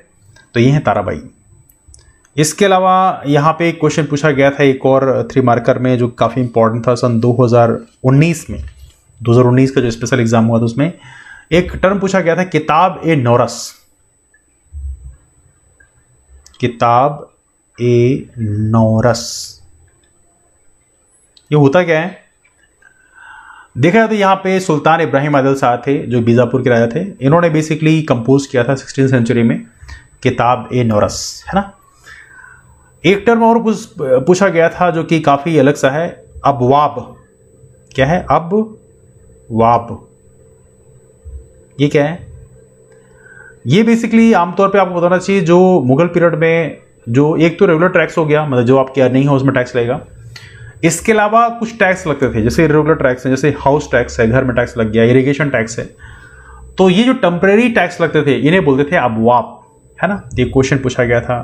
अब देखिए आपने हो सकता है इन दोनों के टर्म कभी ना सुने हो, तो 3 मार्कर में अक्सर बोल रहा हूं कि 3 मार्कर में 1 2 3 4 क्वेश्चन ऐसे होते हैं जो थोड़ा डिफिकल्ट पैटर्न में होते हैं, उसके बारे में हो सकता है आपने कभी कम सुना हो। और एक क्वेश्चन इस तरह से आप 3 मार्क पूछा गया था, क्वेश्चन पूछा गया था आपसे जो बड़ा इंपॉर्टेंट है, दैट इज कॉल्ड अनवर ए सुहेली। ये बेसिकली ये सुहेली जो है, ये सुहेली की बात करें, अनवर सुहेली, ये बेसिकली पंचतंत्र का फारसी अनुवाद है जो अकबर ने अपने टाइम में करवाया था। तो देखा जाए तो ये भी काफ़ी इंपॉर्टेंट है, ऐसे टर्म्स पूछे गए थे, तो that was also difficult one. 3 marker में इस तरह से क्वेश्चन आमतौर पे पीएससी ने पूछे थे आपसे यूनिट 2 में। 5 मार्कर की यदि हम बात करें किस तरह से क्वेश्चन पूछे गए हैं, तो 5 मार्कर भी थोड़ा देख लेते हैं। 5 मार्कर में जो क्वेश्चन पूछा गया था सन 2022 के ही में से पूछा, 2021 की में से पूछा गया था, दैट वाज दीवाने कोही। तो दीवाने कोही तो आप लोगों ने खूब सुना होगा, सल्तनत पीरियड में बेसिकली हमारा जो एग्रीकल्चर डिपार्टमेंट है दैट वाज कॉल्ड दीवाने कोही, तो ये तो आपने सुना ही होगा। इसके अलावा यहाँ पे जो सालबाई की संधि है उससे क्वेश्चन पूछा गया था, तो आपको भी बताना था बेसिकली किसी के बीच में हुआ है। तो इस तरह से क्वेश्चन आमतौर पे आपसे एग्जाम में पूछे गए थे। दीवान एक को ही हो गया आपका, that under one institute of Salbai. इसके अलावा 5 मार्कर में कुछ और भी क्वेश्चन हैं जो थोड़ा यूनिक से हैं, जैसे कि अकबर का जो रिलीजियस पॉलिसी पूछा गया था 5 मार्कर में, that was quite important one. तो अकबर का जो धर्म है दीन इलाही वो चलाया गया था, तो उसको भी आप कोट कर सकते हैं। साथ में अकबर की जो पॉलिसीज थी वो थोड़ी सी कट्टर पॉलिसी नहीं थी जैसे औरंगजेब की थी, तो उसको भी आप चाहें तो कोट कर सकते हैं। चीज़ों को कोट करते हुए आपको आंसर लिखना था। साथ में एक क्वेश्चन पूछा गया था आपसे 5 मार्कर में कि जो ट्रेडिशनल कॉटेज इंडस्ट्री है भारत में, उनके डिक्लाइन होने की वजह कौन थी। जो हमारी एक कॉटन इंडस्ट्री, मतलब हमारी जो सूती उद्योग था, वो कपड़ा उद्योग था, उसको बर्बाद होने की उसकी वजह क्या थी। तो ये आप सभी लोग जानते हैं कि जब बेसिकली ब्रिटेन में औद्योगिकरण हुआ, यूरोप में औद्योगिकरण हुआ, तो उससे क्या है कि वहाँ पे मशीनों के द्वारा कपड़े बनाए जाने लग गए, और भारत में जो है हाथ हैंडीक्राफ्ट इंडस्ट्री थी हमारी, तो ब्रिटेन में कपड़े काफ़ी सस्ते दाम पे बनने लग गए। एक तो ये बड़ा रीज़न था, तो वहाँ पे जब सस्ते दाम पे बनेंगे तो वो सस्ते दाम पे बेचेंगे, तो वो एक बड़ा नेगेटिव इम्पैक्ट पड़ता है। तो वहाँ से वो लाके फिर यहाँ इंडिया में बेचते थे, तो कपड़े सस्ते होते थे, एक तो वो रीज़न था। सेकेंड थिंग इज़ दैट कि हमारे देश में जो रॉ मटेरियल है, रॉ मटेरियल लेके जाते थे ब्रिटेन में, तो जो रॉ मटेरियल है कॉटन का हमारा, उसको बिना उसमें टैक्स लगाए हुए, या लगाते भी तो बहुत कम टैक्स लगा के फिर वहाँ ले जाते थे, तो एक प्रकार से रॉ मटेरियल सस्ते दाम में मिल जाता, और इंडियंस को बेसिकली प्रेशराइज करते थे कि तुम सस्ते दाम में बेचो। The second thing is that कि जब वहां से बना बनाया सामान आता था भारत में, तो उस पर कस्टम टैक्स लगता है, सीमा शुल्क, जो कि ब्रिटिश जो है बड़े होशियारी से उसको बहुत कम से कम लगाते थे। लगाते कई बार तो लगाते नहीं थे, लेकिन कई बार लगाते भी थे तो बहुत कम लगाते थे, और उसके चलते वो सामान हमारे देश में बहुत सस्ते दाम में बिकता था। एंड इसकी वजह से हमारे देश की जो ये हमारी इंडस्ट्री है, टेक्सटाइल इंडस्ट्री की यदि हम बात करें, वो काफ़ी डैमेज हो गई। तो ये एक बड़ी वजह है। एनीवे सारी चीज़ें बेसिकली डिस्कस किया गया है। 5 मार्कर में क्वेश्चंस का पैटर्न आई एम श्योर आप समझ चुके होंगे कि यहाँ पे क्वेश्चंस के बारे में लिखने के लिए आपके पास पर्याप्त स्पेस होता है, कई सारे पॉइंट्स होते हैं, बस थोड़ा सा आपको प्रैक्टिस करके जाना होता है। यदि आप प्रैक्टिस करके जाओगे तो आप बड़े आराम से लिख सकते हो। एक क्वेश्चन पूछा गया था यहाँ पे सेकेंड यूनिट से कि रजिया सुल्तान का जो इन्फ्लुएंस है उनके वक्त में पॉलिटिक्स में किस तरह से अपना इन्फ्लुएंस था, उसके बारे में लिखना था।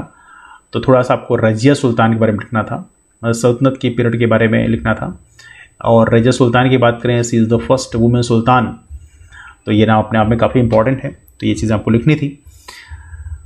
कृष्णदेव राय के बारे में ये क्वेश्चन पूछा गया था 5 मार्कर में कि कृष्णदेव राय जो हैं वो आर्ट एंड लिटरेचर के संरक्षक माने जाते हैं, उसको बढ़ाने में काफ़ी महत्वपूर्ण उनका योगदान था, तो उसके बारे में आपको लिखना था। तो कृष्णदेव राय के बारे में आई एम श्योर आप लोगों ने खूब सुना ही होगा, तो ये चीज़ें तो बहुत ही कॉमन हैं। तो मेरा कहने का मतलब ये है कि जो 5 मार्कर हैं वहाँ पे आप देखोगे कि वहाँ पे जो क्वेश्चन पूछे जा रहे हैं वो क्वेश्चन बाय डिफॉल्ट आपको कुछ ना कुछ आइडिया उसके बारे में है, ऐसा नहीं है बिल्कुल अननोन क्वेश्चन है। लेकिन 3 मार्कर में कई सारे क्वेश्चन ऐसे मिलते हैं जो थोड़ी अननोन पैटर्न के हैं। वहीं पे मैं बात करूं आपसे 11 मार्कर किस तरह पूछ जा रहे हैं, 11 नंबर क्वेश्चन किस तरह से पूछ जा रहे हैं नोट 2 से, तो 11 नंबर क्वेश्चन का जो लेवल है वो भी बहुत हाई लेवल का नहीं है, मतलब वो भी आपके क्लास में ही है। यदि हम बात करें 2021 में क्या पूछा गया था, तो उसकी यदि हम बात करें तो वहाँ पे पूछा गया था कि मुगल सिख रिलेशनशिप के बारे में लिखना था। मुगल सिख रिलेशनशिप के बारे में लिखना था, और ये टाइम पीरियड भी लिखा हुआ है प्रॉपर तरीके से कि गुरु नानक साहब और गुरु गोविंद सिंह साहब के बीच में जो टाइम था उससे मुगल सिख के संबंध कैसे थे। एक तो ये लिखना था। दूसरा लिखा था एडमिनिस्ट्रेटिव सिस्टम ऑफ शिवाजी, हमारे जो शिवाजी थे उनका प्रशासनिक जो तंत्र था वो कैसे काम करता था उसके बारे में लिखना था। तो ये दोनों चीज़ों के बारे में आई एम श्योर आपको पता रहा होगा, बिकॉज मैं नहीं कह रहा हूँ बहुत परफेक्ट आइडिया हो, लेकिन कुछ ना कुछ तो पता ही है, तो आप लिख सकते हैं इसको। 11 मार्कर में एक क्वेश्चन और पूछा गया था जो काफी इंपॉर्टेंट था कि Mohammad Tughlaq has been described as a mixture of opposition. काफी अजीब सा क्वेश्चन था मोहम्मद तुगलक के बारे में। क्वेश्चन पूछा गया था आपसे कि मोहम्मद तुगलक जो है विरोधी गुणों का मिश्रण था, इसको आपको लिखना था मोहम्मद तुगलक के बारे में। और एक क्वेश्चन पूछा गया था आपसे कि cancer of south distracted Aurangzeb, south policy of Aurangzeb, है ना। औरंगजेब की जो साउथ की जो पॉलिसी थी उसने औरंगजेब को जो कैंसर ऑफ साउथ का जो कैंसर था उसने औरंगजेब की साउथ पॉलिसी को डिस्ट्रक्ट कर दिया, बर्बाद कर दिया। एक क्वेश्चन पूछा गया था, हालांकि इसमें ये मेनली आपको जो फोकस करना था वो ये था कि औरंगजेब ने साउथ को प्रॉपर तरीके से हैंडल नहीं किया। That was one of the main reason. Aurangzeb चाहता था कि मैं साउथ में कब्जा करूं, लेकिन जिस तरह से उसको हैंडल किया वो रफ तरीके से हैंडल किया, और इसकी वजह एक बनी कि यहाँ पे औरंगजेब का जो साउथ पॉलिसी है वो फेल हो गई। तो ये चीज़ें आपको लिखना था, ये रेड मार्कर में पूछा गया था। रेड मार्कर में इस तरह से क्वेश्चन पूछे गए थे हमारे यूनिट 2 से, तो लेवल आपको आइडिया में लगी होगी कि बेसिकली क्वेश्चन का लेवल क्या है। नाउ आप चलते हैं यूनिट 3 से। यूनिट 2 में भी ये टॉपिक है ब्रिटिश रूल एंड इकोनॉमी, इसको भी हम साथ में डिस्कस करेंगे। तो यूनिट 3 में है आपका reaction of Indians against British colonial rule. अब देखो यहाँ पे हमारा जो फोकस है ब्रिटिश उपनिवेश के प्रति भारतीयों की प्रतिक्रिया। अब यहाँ पे सारे रिवोल्ट हैं, कृषक के आदिवासियों का विद्रोह, मतलब पीजेंट एंड ट्राइबल रिवोल्ट। इसके अलावा प्रथम स्वतंत्रता आंदोलन संग्राम जो हमारा फर्स्ट वॉर ऑफ इंडिपेंडेंस है, इसे प्रॉपर तरीके से करना है, फर्स्ट स्ट्रगल ऑफ इंडिपेंडेंस। फिर भारतीय पुनर्जागरण इंडियन रेनेसां है, इसमें राष्ट्रीय स्वतंत्रता आंदोलन एवं उसके नेतृत्व करता है हमारे जो नेशनल फ्रीडम मूवमेंट है और इसके लीडर्स हैं। तो ये बहुत बड़ा टॉपिक है वैसे देखा जाए तो। साथ में emergence of India Republic, Bharat का जो उदय हुआ एक रिपब्लिक के रूप में हुआ, गणतंत्र के रूप में हुआ, राज्यों का जो पुनर्गठन है, स्टेट रिऑर्गेनाइजेशन है, मध्य प्रदेश का गठन कैसे हुआ, तो ये क्वेश्चन भी मेनली यहाँ से पूछा गया है। और मध्य प्रदेश बनने के पहले 4 राज्य हुआ करते थे, एक तो था अपना केंद्रीय प्रांत और बेरार, एक था अपना विंध्य प्रदेश, और एक था मध्य भारत। मध्य भारत कौन सा था, जो इंदौर और ग्वालियर के रीजन को मिला के बनाया गया था मध्य भारत, और एक तो भोपाल था। इन 4 राज्यों को 1 नवंबर 1956 को मिलाया गया और बनाया गया मध्य प्रदेश। कुछ पार्ट काट दिया गया, जैसे बेरार का क्षेत्र जो है, नागपुर का क्षेत्र को हटा दिया गया, वो महाराष्ट्र में डाल दिया गया, समथिंग लाइक दैट। 2000 में वापस रीऑर्गेनाइजेशन होता है, छत्तीसगढ़ अलग कर दिया जाता है ना। लेकिन यहाँ पे एक बार क्वेश्चन मध्य भारत से ही पूछा गया है कि मध्य भारत का ऑर्गेनाइजेशन जो है उसको बताइए प्रॉपर तरीके से, हिस्टोरिकल व्यू पॉइंट से, और साथ में उसको ज्योग्राफी भी दिखाइए कि कहाँ पे किस पार्ट में वो अलग किया गया था ना, समथिंग लाइक दैट। ये चीज़ें भी एग्जाम में पूछी गई थी। एनीवे डिस्कस कर लेते हैं। यूनिट 3 में पूछा क्या गया था, स्वतंत्रता प्राप्ति के पश्चात की प्रमुख घटनाएं पूछी गई हैं। तो यहाँ पे देखा जाए तो जो क्वेश्चन पूछे गए हैं, एक तो पूछा गया था आपसे 3 मार्कर में, मैं आपसे अक्सर बोलता हूँ कि 3 मार्कर में बहुत सारे टर्म्स ऐसे होते हैं जो मुश्किल होते हैं। जैसे एक क्वेश्चन पूछा गया था बाकास्ता, क्या है बाकास्ता।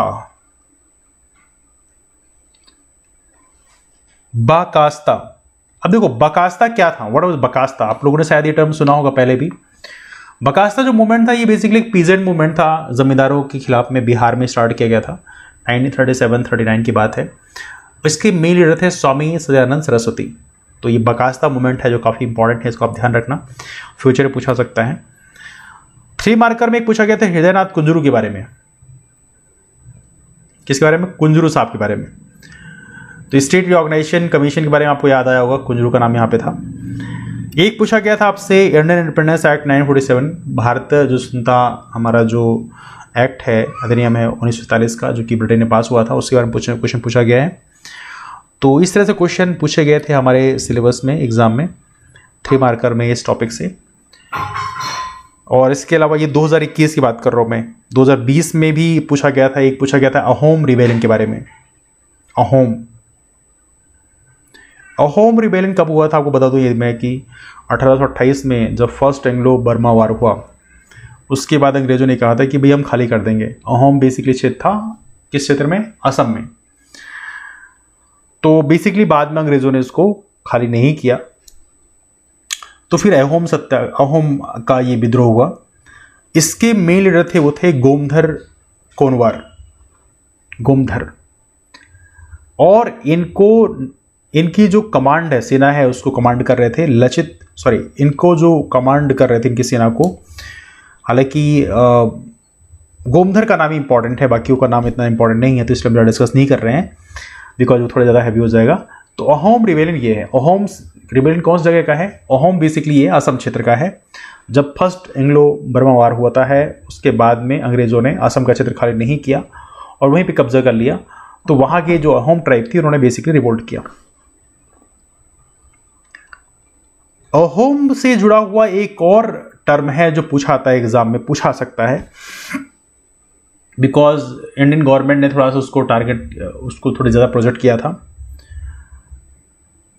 एक बैटल थी 1671 में हुई, 1671 में, इसे बोलते हैं बैटल ऑफ सराय घाट। मुगल के खिलाफ में ये युद्ध हुआ था। जैसे बैटल ऑफ सराय घाट में अहोम फोर्सेस की विजय हुई थी और इसका नेतृत्व कर रहे थे लचित बोरफुकन। क्या नाम था? लचित बोरफुकन। लचित बोरफुकन, जिन्हें अहोम बोरफुकन के रूप में भी जाना था, जो कमांडर थे सेना के, उनके नेतृत्व में मुगल फोर्सेस को हराया गया था। तो ये नाम भी पूछा सकता है आप लोगों से लचित बोरफुकन के बारे में, बिकॉज ये नाम इंपॉर्टेंट है। इंडियन गवर्नमेंट ने उसे काफी प्रोजेक्ट किया था, उस समय काफी न्यूज में भी था कुछ दिनों तक, इसलिए ये नाम थोड़ी ध्यान रखिएगा। एनीवे, तो 3 मार्कर में इस तरह से क्वेश्चन पूछे आ रहे हैं अहोम के बारे में। तो अहोम रिबेलियन तो आई एम श्योर आप लोगों ने किताब में काफी बार पढ़ा होगा। एक मोपला विद्रोह भी था। मोपला विद्रोह की बात करें, ये भी एक किसान आंदोलन था, आप कह सकते हो, किसान विद्रोह था। हालांकि पहले मालाबार रिबेलियन के रूप में जाना था, 1921 में हुआ। तो पहले ब्रिटिश के खिलाफ में स्टार्ट हुआ, बाद में जो इलिट हिंदू थे, स्पेशली जो फ्यूडल करेक्टर के थे, मतलब जो सामंत टाइप के थे, उनके खिलाफ में विद्रोह फिर कन्वर्ट हो गया था। तो ये मोपला विद्रोह। एक लाला हरदयाल के बारे में पूछा गया था। तो लाला हरदयाल के बारे में आप लोगों को पता ही होगा, गदर मूवमेंट है ना। तो इस तरह से क्वेश्चन पूछे गए थे। तो कई सारे 3 मार्कर ऐसा है जो कि आपके क्लच में थे, मतलब जिसका आप रिप्लाई कर सकते थे, लेकिन कुछ टर्म थोड़ा डिफिकल्ट टर्म भी एग्जाम में पूछे गए थे। तो आई एम श्योर आप समझ गए होंगे कि बेसिकली किस तरह से क्वेश्चन पूछे जा रहे हैं। 3 मार्कर के 2-4 क्वेश्चन और डिस्कस कर लेते हैं। एक क्वेश्चन पूछा गया था ओरिएंटलिज्म पे, जिसे बोलते हैं प्राच्यवाद। देखो ये क्या होता है, वारेन हेस्टिंग्स ने बेसिकली इसको शुरुआत किया 1774 के आसपास। इसका मेन पर्पस था कि बेसिकली उस समय क्या था, इंडियंस की जो आंतरिक पॉलिसी है उसमें आप इंटरफेयर करो तो बहुत इमोशनल हो जाते थे, फिर वो रिवोल्ट की कंडीशन क्रिएट होती थी। तो उन्होंने एक पॉलिसी अपनाई कि भाई हम इंटरफेरेंस कम करेंगे, जो इंडिजिनस मैटर है, जो उनके आंतरिक मामले वहाँ पे इंटरफेरेंस नहीं करेंगे। तो ये पॉलिसी अपनाई थी वारेन हेस्टिंग्स ने, इसे बोला गया ओरिएंटलिज्म, है ना। तो इसको आप ध्यान रखेंगे। हालांकि ऐसे क्वेश्चन एक दो और पूछे गए, जैसे रिस्टोरेटिव रिबेलियन, पुनः प्रतिष्ठा विद्रोह। तो कई सारे राजाओं का जब उनकी प्रतिष्ठा चली गई तो उन्होंने विद्रोह किया। 1857 का विद्रोह भी उसमें लगभग उसी तरह का रोल प्ले करता है। तो इस तरह से क्वेश्चन पूछे गए थे।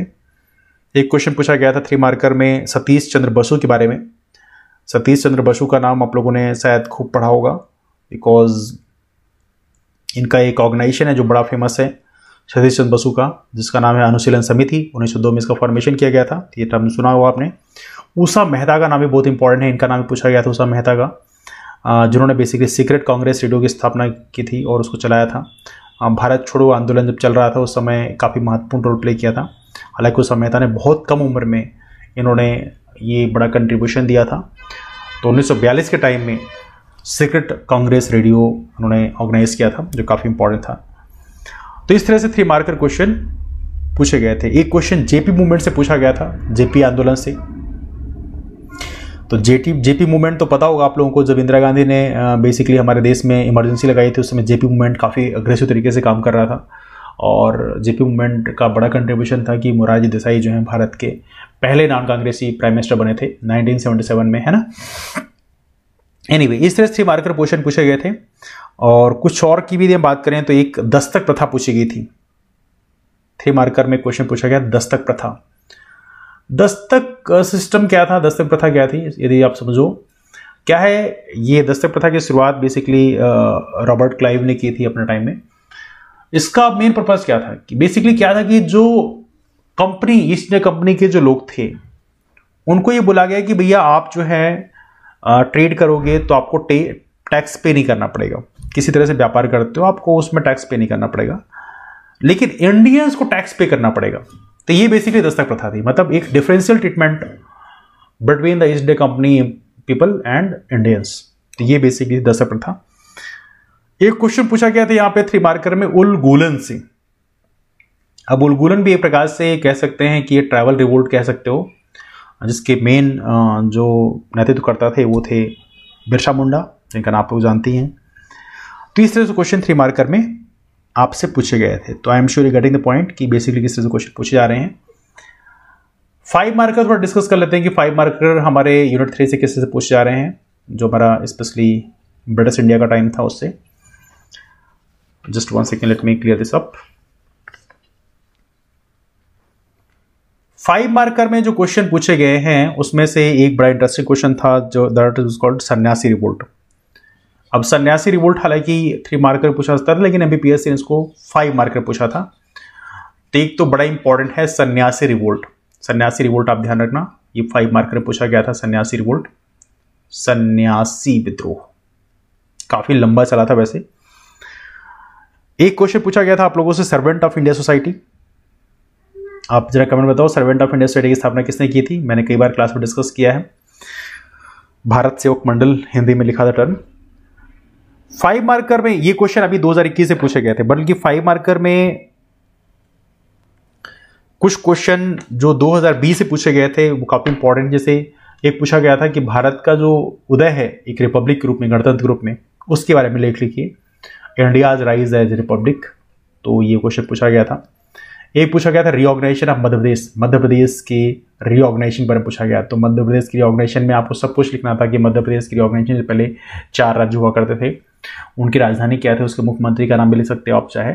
और उसके बाद में कह सकते हो कि 1 नवंबर 1956 को मध्य प्रदेश का रीऑर्गेनाइजेशन हुआ, जब मध्य प्रदेश का फॉर्मेशन हुआ। और फिर आप इवनली रीऑर्गेनाइजेशन में आप 1 नवंबर 2000 को भी कोट कर सकते हो, जबकि हमारे मध्य प्रदेश से छत्तीसगढ़ राज्य अलग हो गया, इस चीज को भी आप कोट कर सकते हैं। इस तरह से मध्य प्रदेश रीऑर्गेनाइजेशन से क्वेश्चन पूछा गया था। ये टॉपिक भी आपका मध्य प्रदेश गठन। 5 मार्कर में 1-2 क्वेश्चन और मैं डिस्कस कर लेता हूं। जैसे एक क्वेश्चन था हमारे भारत का संविधान जो है कैसे फ्रेम हुआ, how was it in constitution framed. तो हमारे भारत का संविधान कैसे फ्रेम हुआ, इस पे भी क्वेश्चन पूछा गया है। तो आप प्रॉपरली बता सकते हैं कि संविधान सभा का फॉर्मेशन हुआ, उसके पहले भी आप कोट कर सकते हैं कि अमन रॉय ने बोला कि भाई एक कम्युनिस्ट थे जो उनका कहना था कि हमारे भारत में एक संविधान सभा होनी चाहिए और इंडियंस ही उसका संविधान लिखें। और उसके बाद में कांग्रेस ने भी उसकी डिमांड करी बाद में, और बाद में फिर संविधान सभा गठन की बात की गई और फिर संविधान सभा गठन हुआ 1946 में। लेकिन जब भारत आज़ाद हुआ उसके बाद में कुछ संविधान सभा के जो मेंबर है वो पाकिस्तान चले गए, कुछ भारत में रहे। तो ये सारी चीज़ों को बेसिकली संविधान सभा के बारे में आप कोट कर सकते हो। और फिर आप कह सकते हो कि हमारे यहाँ प्रारूप समिति थी और कुछ समितियों का नाम और कोट करके आप लिख सकते हो कि इस तरह से हमारे संविधान का गठन हुआ। तो इस तरह से चीज़ों को लिखना था। तो 5 मार्कर आप देख रहे हो, 5 मार्कर जो क्वेश्चन हैं बहुत ज़्यादा मतलब आउट ऑफ रीच में नहीं है, मतलब आप चाहो तो इसको लिख सकते हो, बशर्ते आपने प्रैक्टिस लिखने की करी है। तो एक क्वेश्चन पूछा गया था nature of tribal movement in 19th century. तो 19th सेंचुरी में ट्राइबल जो हमारे रिवोल्ट्स हुए हैं, मूवमेंट हुए हैं, उनका नेचर क्या था, क्वेश्चन पूछा गया है। ड्रेन ऑफ वेल्थ थ्योरी पूछा गया था, एक ड्रेन ऑफ वेल्थ थ्योरी, धन निकासी का सिद्धांत दादाभाई नौरोजी का, जो आप लोग आई एम श्योर जानते हैं ड्रेन ऑफ वेल्थ थ्योरी क्या है। उसी को थोड़ा सा एक्सप्लेन करना था कि ड्रेन ऑफ वेल्थ कैसे होता है। जैसे 2-3 रीजन बताए गए हैं। एक तो बताया जाता है कि भाई एक तो बड़ा रीजन ये था कि हमारे देश से कच्चा माल जो है ले जाते थे और बना बनाया प्रोडक्ट बेचते थे। और ये प्रोसेस यदि लंबे समय तक चल जाए, मतलब भारत से धन निकासी शुरू हो जाती है। भाई कच्चा माल तो बहुत सस्ता पड़ता है, बना बनाया माल महंगा पड़ता है, और यही दिक्कत है। जैसे हमारे देश में अभी भी धन निकासी हो रही है। जैसे यदि हम बात करो, जापान को हम लोग कच्चा आयरन जो है सेल करते हैं और वहां से बना बनाया स्टील खरीदते हैं, तो ये कहीं ना कहीं धन निकासी का ही एक रीजन है। दूसरा धन निकासी का एक और भी पॉइंट दादा भाई नौरोजी साहब ने पॉइंट आउट किया था कि भाई हमारे देश में जो अर्निंग होती है अंग्रेजों की, जो टैक्स वगैरह कलेक्ट करते हैं, उसकी जो हाई सैलरी ब्रिटिश एम्प्लॉयज को दिया जाता है, तो वो लोग भारत में खर्च करने के बजाय उसको ब्रिटेन में ले आते थे और वहां पे खर्च करते थे। और यदि ये प्रक्रम काफी लंबे समय तक चल गया, मतलब भारत से धन निकल के बाहर जा रहा है। सिंपल सी बात है, मतलब जो पैसा यहां कमा रहे हो आप कहीं और खर्च कर रहे हो, तो धन निकासी हो रही है। तो ड्रेन ऑफ वेल्थ के बारे में इस तरह से दादा भाई नौरोजी ने कॉन्सेप्ट दिए थे जो काफी इंपॉर्टेंट थे, ये चीजें आपको लिखनी थी। 5 मार्कर में एक क्वेश्चन पूछा गया था जेवीपी कमेटी के बारे में। जवाहरलाल नेहरू वल्लभ भाई पटेल पट्टाभिस्तर रमैया कमेटी, जो कि स्टेट रिकॉग्निशन पे था, और इन्हें कहना यह था कि भाषा के आधार पे स्टेट का रिकॉग्निशन नहीं होना चाहिए। हालांकि उसमें बहुत सारे आंदोलन हुए और भारत में पहली बार आंध्र प्रदेश पहला राज्य बना जो कि भाषा के आधार पर बनाया गया, है ना। एक क्वेश्चन पूछा गया था ब्रिटिश रूल में जो इंडियन इंडस्ट्री और ट्रेड है, ब्रिटिश काल में भारत का जो वाणिज्य है, व्यापार है, किस तरह से प्रभावित हुआ, इस पे लिखना था। ये 5 मार्कर में था। एक क्वेश्चन पूछा गया था रीजन्स ऑफ ट्राइबल रिवोल्ट्स, हमारे देश में जो ट्राइबल रिवोल्ट हुए उसकी वजहें क्या थी, एक क्वेश्चन पूछा गया था आपसे। एक क्वेश्चन पूछा गया था how did renaissance support the discovery of ancient Indian history, Bharat में जो पुनर्जागरण शुरू हुआ उसने भारत के प्राचीन इतिहास को कंपाइल किया। इसमें आप क्या कहना चाहते हो? बिल्कुल सही बात है, पुनर्जागरण हुआ तभी जाके हड़प्पन सिविलाइजेशन की खोज हुई, प्रॉपर तरीके उसके बारे में पता चल पाया कि भाई ये था, है ना। तो ये कहीं ना कहीं बहुत बड़ा महत्वपूर्ण रोल प्ले करता है, ठीक है। तो 5 मार्कर में क्वेश्चन जो आपके साथ पूछे जा रहे हैं, इस तरह से सिंपल क्वेश्चन पूछे जा रहे हैं जिनके बारे में आप लिख सकते हो, प्रैक्टिस करके जाओगे। एक क्वेश्चन पूछा गया था आपसे geographical location of Madhya Bharat state form after independence, Madhya Bharat जो राज्य फॉर्मेशन हुआ उसका ज्योग्राफिकल लोकेशन पूछा गया है। तो इस तरह से क्वेश्चन पीएससी में पूछे गए थे 5 मार्कर के रूप में, ठीक है। तो 5 मार्कर के बारे में हमने डिस्कस किया। अब डिस्कस कर लेते हैं 11 मार्कर के बारे में। तो हमारा यूनिट 3 से 11 मार्कर क्वेश्चन भी बहुत डिफिकल्ट नहीं पूछे गए हैं। देखो डिफिकल्ट क्वेश्चन जो मिल रहे हैं वो 3 मार्कर ही मिल रहे हैं, 5 मार्कर 11 मार्कर बहुत ज्यादा डिफिकल्ट नहीं मिल रहे हैं। 5 मार्कर 11 मार्कर में जब प्रैक्टिस करके जाओगे तो I think you can perform over there. 11 marker में 2021 का जो मेंस हुआ था उसे पूछा गया था एक बड़ा इंटरेस्टिंग क्वेश्चन, 1857 रिवोल्ट का नेचर क्या था। 1857 रिवोल्ट का नेचर क्या था, क्या इसको हम फर्स्ट वार ऑफ इंडिपेंडेंस कह सकते हैं, है ना। एक तो क्वेश्चन पूछा गया था, आप जस्टिफाई कर सकते हो। हालांकि पाइका विद्रोह जो कि 1818 में हुआ था उड़ीसा के क्षेत्र में, उसको भी फर्स्ट वार ऑफ इंडिपेंडेंस घोषित करने की डिमांड वहां के जो मुख्यमंत्री हैं प्रेजेंट टाइम में नवीन पटनायक, उन्होंने डिमांड करी थी। बाद में हालांकि केंद्र सरकार ने उसको नहीं माना, ये अलग बात है। तो ये चीजें आप कोट कर सकते हो सारी चीजें। दूसरा है Indian renaissance of 19th century, इसको डिस्कस करना था। भारतीय पुनर्जागरण 19वीं शताब्दी में जो भारतीय पुनर्जागरण हुआ उसके बारे में आपको लेख लिखना है 11 नंबर का। एक क्वेश्चन पूछा गया तो भारतीय पुनर्जागरण में बहुत सारी जो कोट कर सकते हो। इवनली राजा राम मोहन राय को भारतीय पुनर्जागरण काल का जनक कहा जाता है। तो इन चीजों कोट करते हुए आप कह सकते हो कि बहुत सारे सामाजिक और धार्मिक आंदोलन चलाए गए जिन्होंने भारतीयों की सोच को परिवर्तित करने में एक महत्वपूर्ण भूमिका निभाई। Such kind of things you can coat in marker. अब कुछ कीवर्ड जरूर करने पड़ेंगे लेकिन आई थिंक आप यदि प्रैक्टिस करोगे तो लिख सकते हो। 11 मार्कर में एक क्वेश्चन पूछा गया था सन 2020 के मेंस में, पूछा गया था social and educational contribution of Arya Samaj. Arya Samaj, Arya समाज का जिसका फॉर्मेशन आपको पता होना चाहिए 1875 में हुआ था। इसका पूछा गया था सामाजिक और शैक्षणिक जो योगदान है वो क्या है। एक क्वेश्चन ये है जो काफी इंपॉर्टेंट है। एक क्वेश्चन पूछा गया था कंट्रीब्यूशन ऑफ बाल गंगाधर तिलक इन फ्रीडम मूवमेंट। जो हमारा फ्रीडम मूवमेंट है, स्वाधीनता संग्राम है, उसमें बाल गंगाधर तिलक साहब का क्या कंट्रीब्यूशन है। तो इसको आप कोट कर सकते हो। बहुत सारी चीजें हैं, इन्होंने ऑर्गेनाइज करने में एक महत्वपूर्ण रोल प्ले किया है और गरम दल के महत्वपूर्ण नेता थे। तो ये सारी चीजें आप कोट कर सकते हैं, बहुत सारी चीजें लिखने के लिए मार्कर में। तो ये चीजें बेसिकली मैं वही कह रहा हूं कि यहाँ पे जो क्वेश्चन पूछे जा रहे हैं वो आपके रीच में है, बस थोड़ा लिखने की प्रैक्टिस करनी पड़ेगी। यदि आप कर लोगे तो आप लिख पाओगे। एक क्वेश्चन पूछा गया था, British conquest of India disrupt the traditional Indian industry based economy. जब भारत में ब्रिटिश कंक्वेस्ट हुआ, ब्रिटिश ने जब अपनी सत्ता यहां स्थापित करी, ब्रिटिश की सत्ता स्थापित होने के साथ ही भारत की जो ट्रेडिशनल मतलब जो पारंपरिक हमारी इंडस्ट्री थी वो बिल्कुल खराब हो गई, डैमेज हो गई। इसके बारे में लिखना है आपको प्रॉपर तरीके से।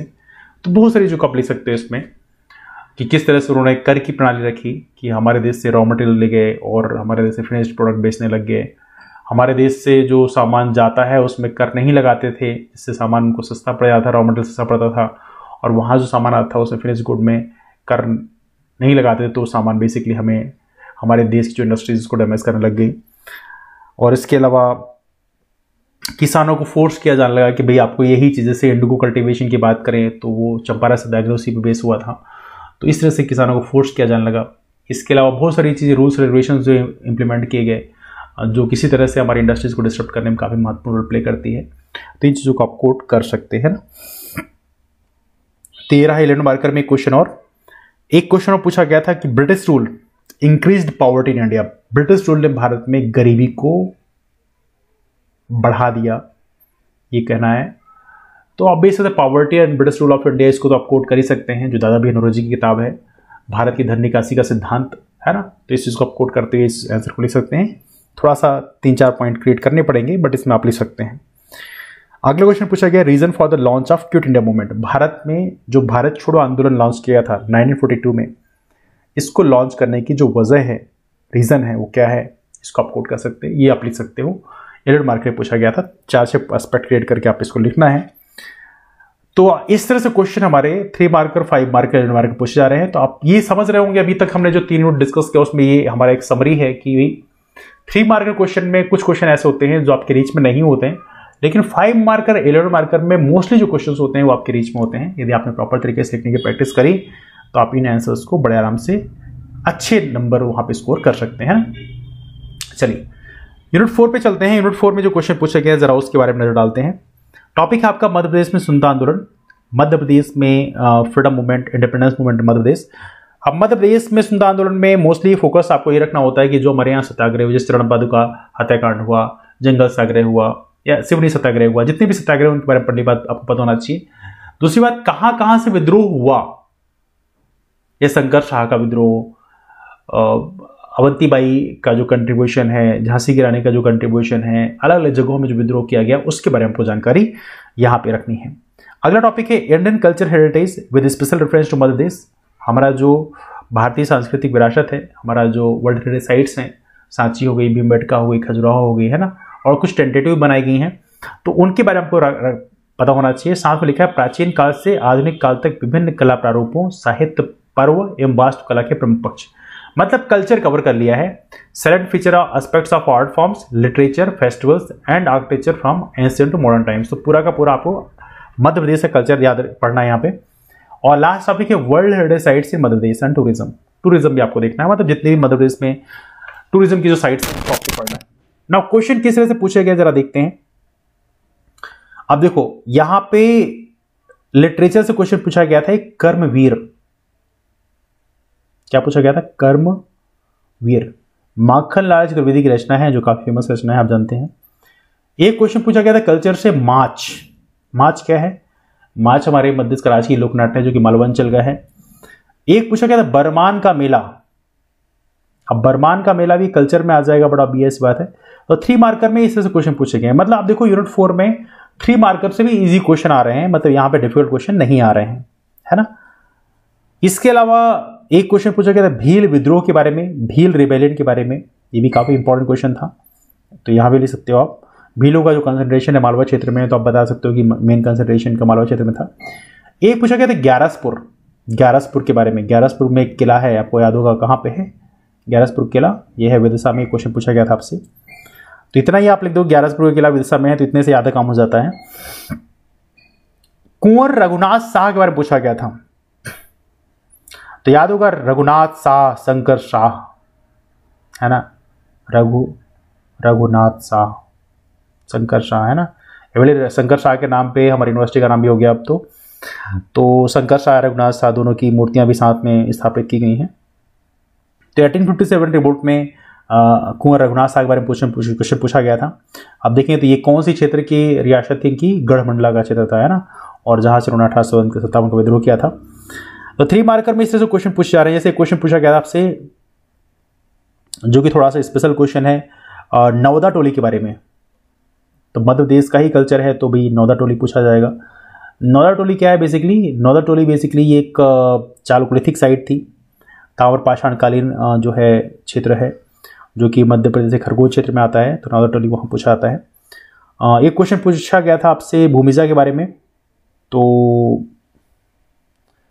ये क्वेश्चन भी काफ़ी यूनिक था जो कि बेसिकली जो हमारे परमार राजा थे मालवा क्षेत्र में, उन्होंने बेसिकली जो टेम्पल डेवलप किया वो उसको बोलते हैं बेसिकली, और नागर शैली से संबंधित है।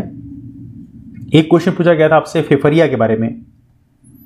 फेफरिया हमारा नृत्य है, वैसे देखा है तो फेफरिया नृत्य जो काफ़ी इंपॉर्टेंट है, जो कि हमारे निमाड़ांचल का है। तो इस तरह से क्वेश्चन 3 मार्कर में पूछे गए थे। और एक क्वेश्चन पूछा गया था भीमा नायक के बारे में 3 मार्कर में। तो भीमा नायक भी आई थिंक ये सारे इन्फॉर्मेशन आप अधिकांश लोगों को पता ही होती है, ये डिफिकल्ट क्वेश्चन तो नहीं है। शंकर शाह के बारे में पूछा गया था, ये भी 3 मार्कर में पूछा गया था। तो एक बार रघुनाथ शाह पूछ लिया गया, एक बार शंकर शाह पूछ लिया गया, मतलब बाप बेटे को पूछ लिया गया। एक क्वेश्चन पूछा गया था सिवनी सत्याग्रह से, सिवनी सत्याग्रह। तो इस तरह से क्वेश्चन पूछे जा रहे हैं जिसको टूरिया सत्याग्रह बोलते हैं। भूमरा टेम्पल पूछा गया था, है ना। भूमरा टेम्पल की बात करें तो हमारे शिव टेम्पल के रूप में जाना जाता है, जो कि सतना में है, नागौद सतना जिले में नागौद क्षेत्र है जहाँ पर ये आपका भूमरा टेम्पल है, जो कि गुप्त पीरियड का माना जाता है। एक तो पूछा गया था मार्कर में। एक बाघ गुफा के बारे में पूछा गया था, बाघ केव्स के बारे में, जो कि कहाँ पे है, ये आपकी धार में है बाघ की गुफाएं। तो इस तरह से क्वेश्चन 3 मार्कर में पूछे गए थे। तो 3 मार्कर में यूनिट 4 में जो क्वेश्चन पूछे जा रहे हैं वो लगभग रीच में है, बहुत ज़्यादा मुश्किल क्वेश्चन नहीं है, मतलब these are kind of we can say that की लगभग आसान क्वेश्चन ही है जो 3 मार्कर में पूछे जा रहे हैं। यहाँ पे ज़्यादा डिफिकल्ट क्वेश्चन पूछे ही नहीं गए।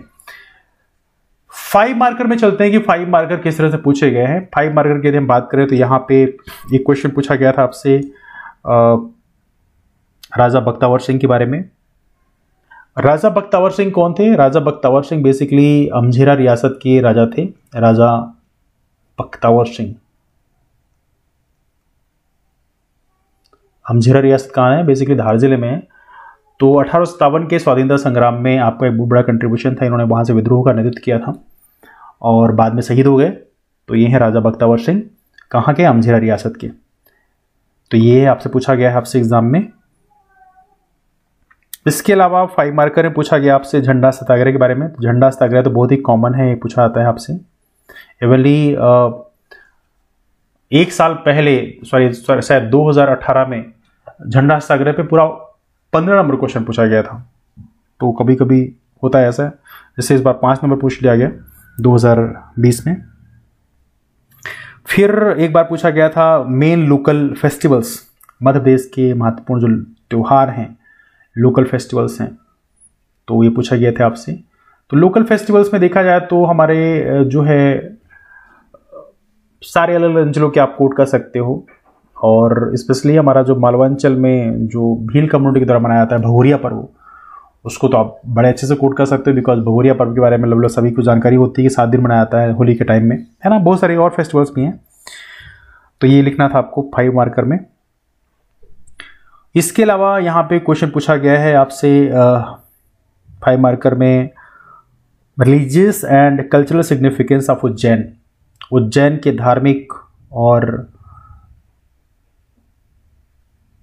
उज्जैन का जो कंट्रीब्यूशन है, सिग्निफिकेंस है, उसके बारे में डिस्कस करना है। एक क्वेश्चन पूछा गया आपसे फूड टूरिज्म इन मध्य प्रदेश। मध्य प्रदेश में जो फूड टूरिज्म है, यहाँ के जो कुजिन्स फेमस हैं, तो उसको कोट करना है। तो यहाँ पे हालांकि बहुत सारे हमारे जीआई टैग भी हैं अलग अलग जगहों में, तो आप उसको भी चाहे तो कोट कर सकते हैं। जैसे कि हमारे मालवांचल में यदि हम बात करें तो कड़कनाथ का मुर्गा है जिसको जीआई टैग दिया गया है। इसके अलावा रतलामी सेब है, उसको आप कोट कर सकते हैं, है ना। ऐसे समथिंग इस तरह की चीज़ों को आप फूड टूरिज्म में कोट कर सकते हैं। ये 5 मार्कर में लिखना था आपको।